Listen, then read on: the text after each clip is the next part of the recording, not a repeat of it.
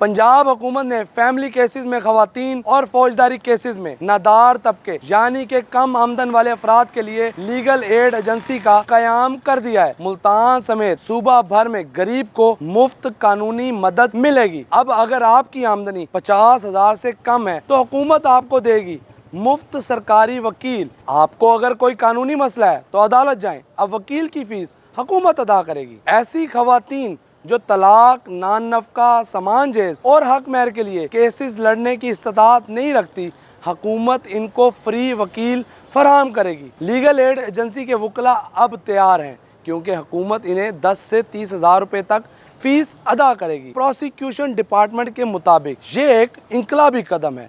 कानून के दरवाजे सबके लिए खोलने की शुरुआत है। ये वो वादा है जो कहता है इंसाफ अब सिर्फ अमीर का हक नहीं। अगर आप समझते हैं कि ये फैसला कानून और हक इंसाफ फराहम करने के लिए एक अहम कदम है तो हमारी वीडियो को लाइक करें और शेयर करें।